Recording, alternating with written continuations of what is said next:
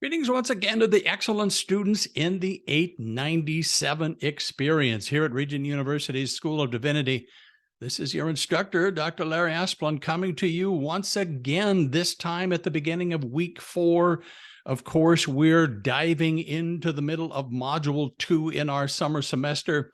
So I wanted to be able to review some of the specifics as we began to work very diligently and intentionally on the summary of the literature section of your proposal. I thought it would be good to start by looking at the DMin handbook. As you know, the DMin handbook is kind of our Bible when it comes to the program of the doctoral ministry, dissertation, etc., for both faculty members and students. So to be able to extract some statements about the DMin handbook concerning the summary of the literature section, I thought would be useful. So let me just kind of very quickly review those statements.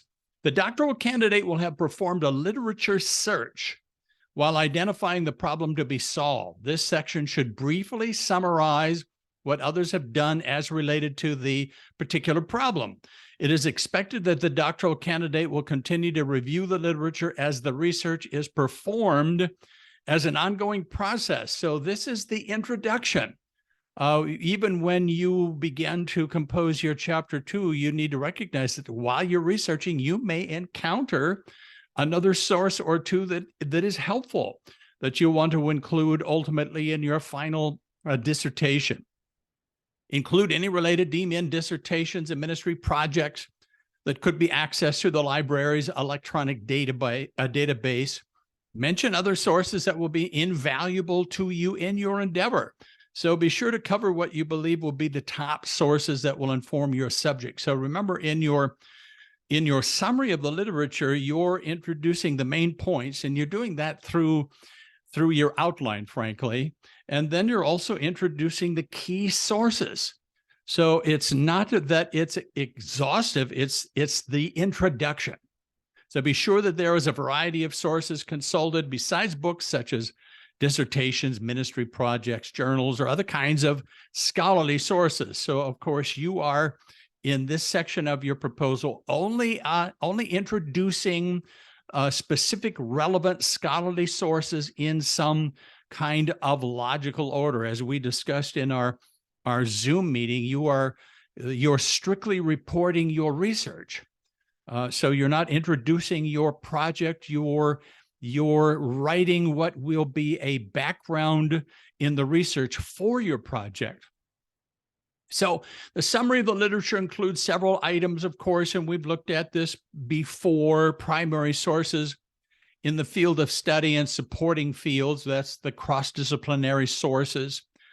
It will include relevant academic secondary sources, and of course, things like the dissertations, the theses, professional journal articles, especially peer-reviewed journal articles.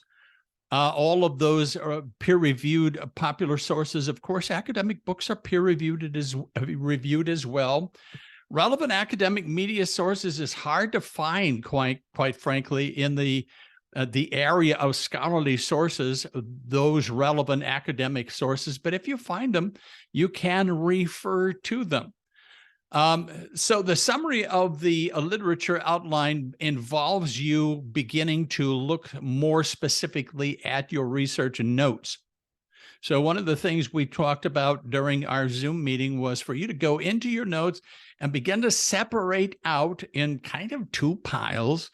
One would be everything from what would qualify as scholarly literature, and the other, everything that would be relevant to biblical studies, Christian theology, and church history. Separate them out, and then now you're going to organize those notes in the scholarly literature. So organize the notes taken when accessing relevant scholarly sources in some kind of logical order. Say, really, your assignment this week is to establish that logical order in the form of an outline.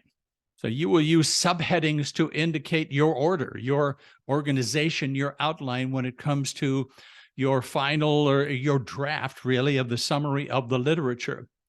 The week 4 outline can be a standard outline, of course, with Roman numerals, capital letters, et cetera. And those Roman numerals in the outline will end up being the headings, the subsection headings of your summary of the literature. Or, as you know, there is available to you a literature review map. And so, in fact, under the at the bottom, you remember we looked at it the other night, of modules, you have a sample map, and you also have one that is blank. So you can use it just to fill it in concerning your own research as it turns out. Remember, this is a minimum. A Dr. Flynn would say 10 pages minimum, 10 sources cited minimum. It can be more than that, of course. So I usually say 10 to 12 pages that are reporting in support of your main points, the headings as indicated by your outline in the scholarly literature. So what you're going to do in week 4 is you're going to post your summary of the literature outline in the group discussion forum, and there are already a couple of them there, I noticed. So you can just suggest, you can attach a document if you want, but suggest the outline that you think will work best when it comes to your summary of the literature, and then comment on the work done by other members of your group and learn from each other, because I think you will find some great examples from each other when it comes to how to organize those notes. This is a very, very important project, because formal academic writing is very structured by a definition, and it's very outline oriented. So as soon as you have a good outline, you will have a context, almost a template for then adding relevant notes under those headings.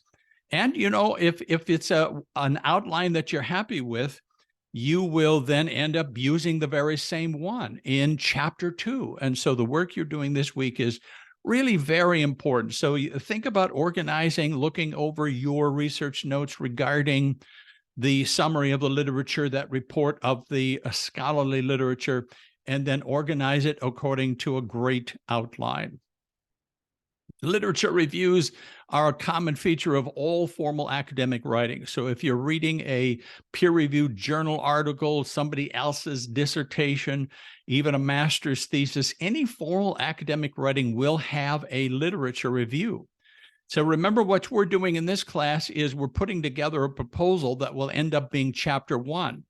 And it's setting the stage for what you will end up doing in the dissertation chapter 2 and chapter 3. And so although we're taking it kind of slowly, deliberately, intentionally, the work that you're doing is very good and very, very important. So I'm looking forward to participating with you, interacting with you this coming week when you do this good work. Be sure to let me know if you have any questions along the way. It is an honor and a joy for me to partner with you at this point in your doctoral program. So God bless you, everybody. Just have a wonderful week.